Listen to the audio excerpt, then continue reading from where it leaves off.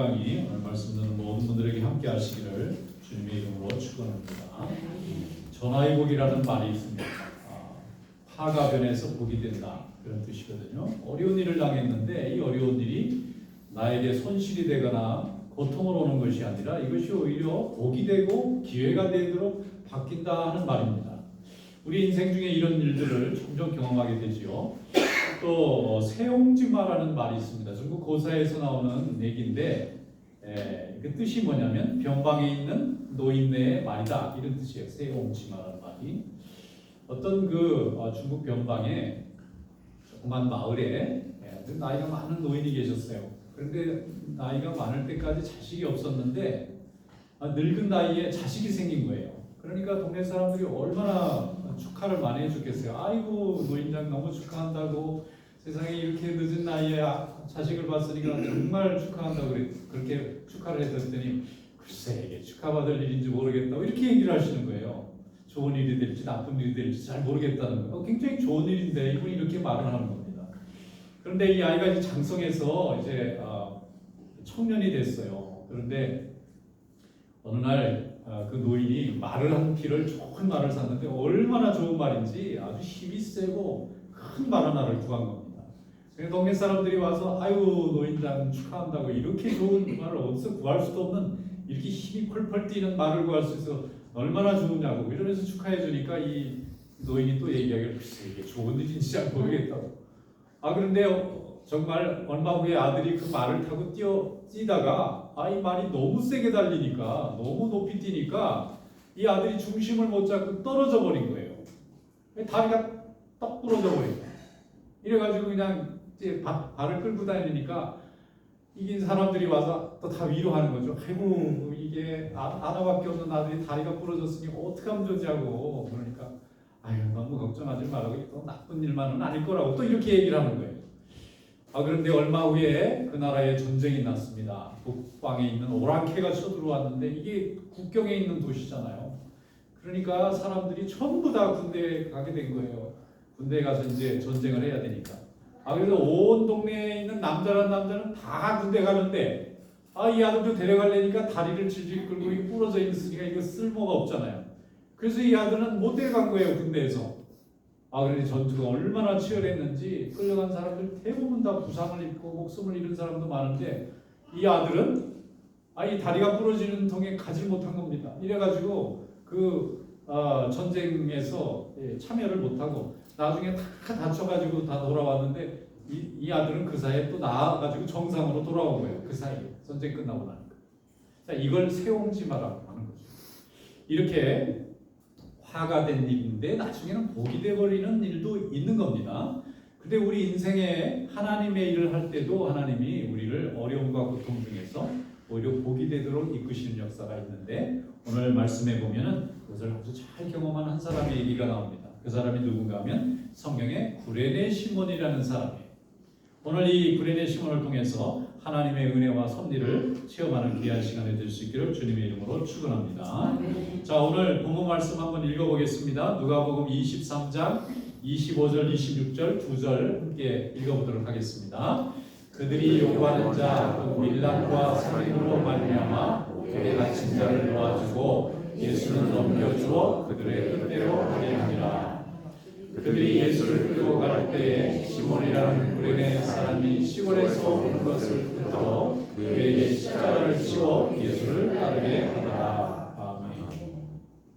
자, 시몬이라는 이름을 가진 구레네에 살던 사람이 예루살렘을 가게 된 거예요. 왜 가게 됐는지는 성경이 정확하게 쓰고 있지 않지만 무슨 일 때문에 이 사람이 예루살렘을 갔는데 사람들이 가득 모여 있는 거예요.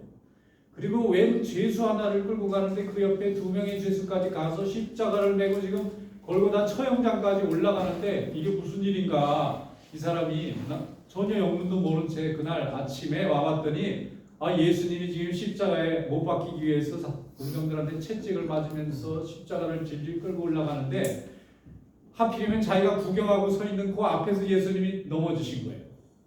그런데 아무리 채찍을 때려도 예수님이 너무 밤새도록 고통을 많이 받고 매를 맞으셔서 십자가를 이렇게 세울 힘이 없는 겁니다. 이렇게 되면 이 죄수가 끌고 올라가야 되는데 다른 죄수들은 아주 힘이 남아서 끌고 올라갔는데 예수님은 너무 많이 맞아서 이제 그 십자가를 끌고 갈 수가 없게 된 거예요. 그러니까 로마의 군병들이 끌고 가다가 이렇게 쓱 질러보니까 사람들은 많이 서 있는데 그 중에 키가 높이 있고 체격이 큰 사람이 하나 눈에 보이는 거예요.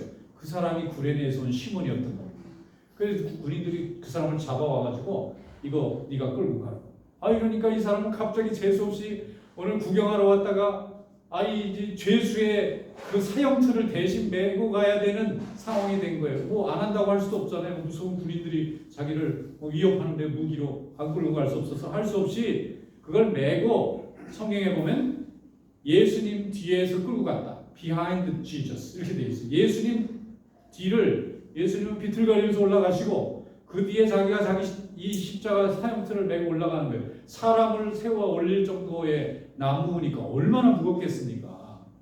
사람 몸무게 이상은 됐을 거예요. 그걸 메고 그 골고다 올라가는 길을 이 사람이 그냥 투덜거리면서 올라갔지 않겠어요? 내가 괜히 그 앞에 서가지고 군인들 눈에 띄어가지고 내가 이렇게 오늘 이 죄수가 사형당하는 이 사형틀을 내가 메고 가는 일이 됐구나. 속으로 무척 속상했을지 몰라요.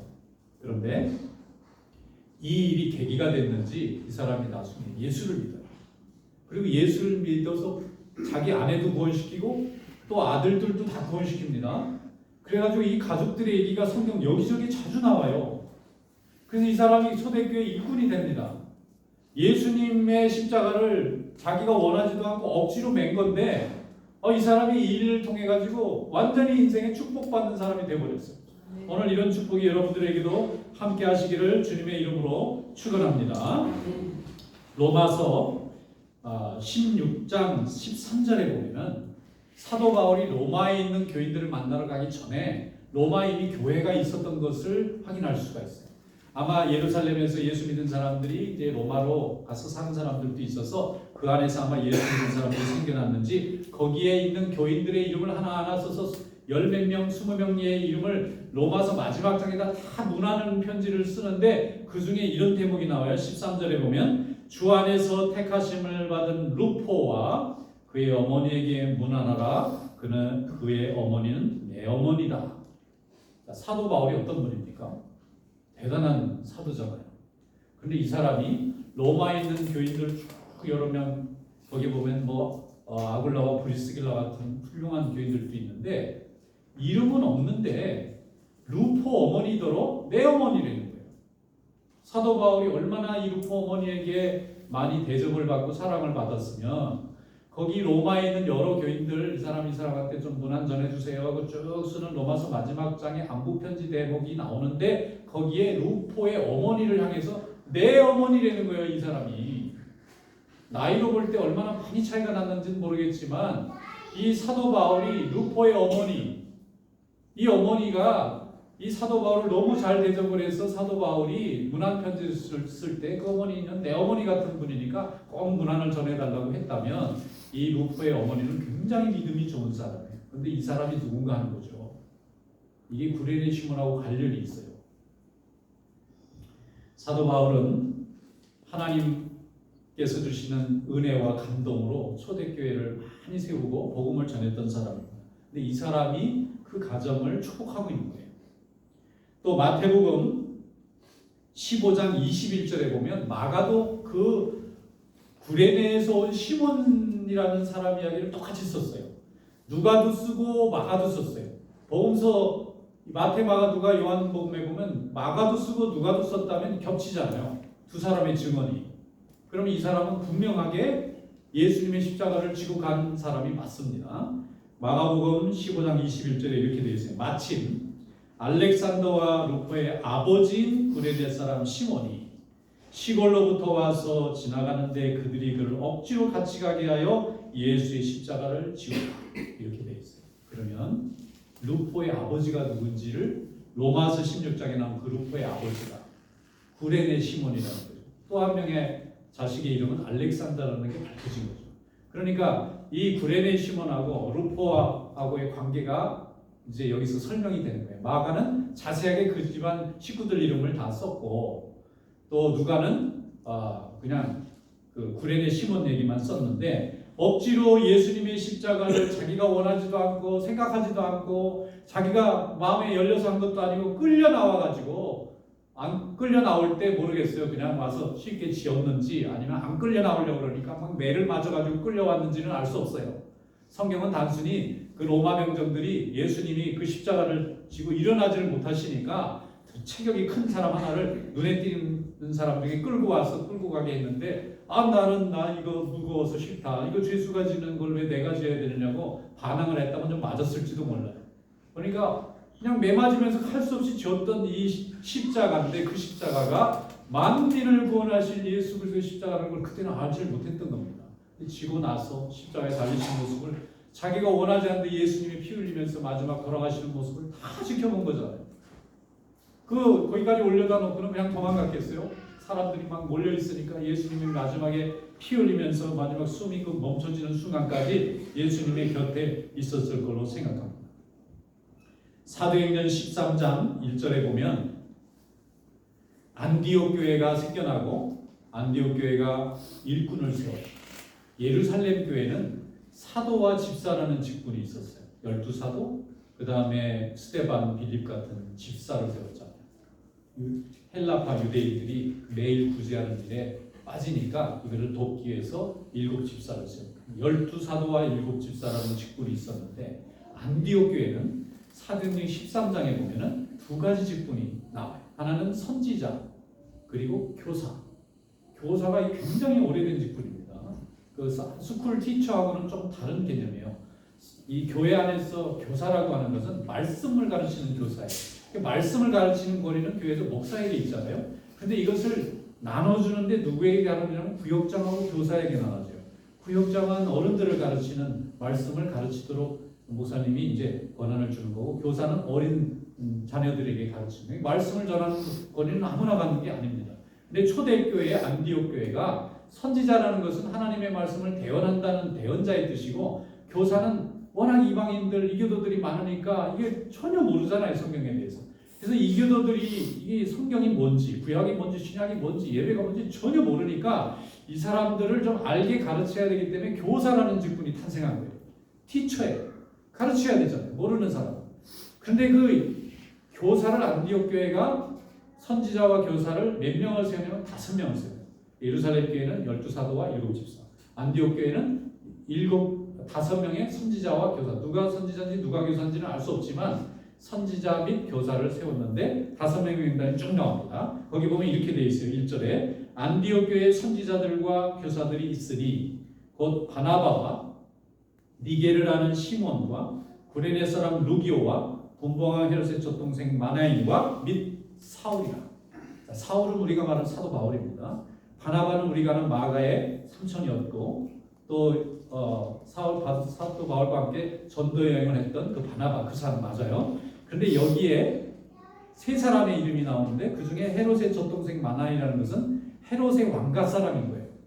헤롯의 왕가에서 어릴 때 헤롯하고 같이 젖을 먹으면서 컸다, 이 말이에요. 그러면 이 사람은 헤롯 왕가 출신입니다. 도저히 예수 믿을 사람이 아닌데 이 사람도 예수 믿고 하나님의 자녀가 됐는데 왕족 출신이니까 배운 게 많아서 그런지 안디옥 교회의 교사를 혹은 선지자 역할을 했어요. 그 다음에 구레네 사람 루기오라는 사람이 있는데 여기에 가장 눈에 띄는 사람이 이름이 똑같은 사람이 하나 나오잖아요. 이 사람이 누구냐면 니게르라 하는 시몬이다. 니게르라고 하는 말은 한글로 성경을 니게르라고 했지만 영어는 니그로라고 돼 있어요. 니그로, 아프리카 출신이라고 하죠. 아프리카 출신을 당시는 니그로라고 불렀는데 우리 한글 성경으로 바꿀 때는 이건 니게르라고 표현한 거예요. 그런데 그 구레네라는 곳이 아프리카입니다. 그러니까 구레네 사람이라는 말이나 니게르 사람이라는 말이나 같은 말이에요. 근데 이 사람의 이름이 시몬이에요. 그러면 이 사람은 바로 예수님의 십자가를 대신 억지로 끌려가서 지었던 바로 그 사람이 맞는 겁니다.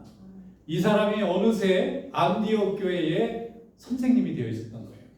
그러니까 그 가족, 아내와 자녀들도 그 안디옥 교회의 참 중요한 믿음의 일꾼들 중에 하나였던 겁니다. 안디옥 교회를 처음 설립할 때 아마 이 가정들이 중심이 됐을 걸로 봐요.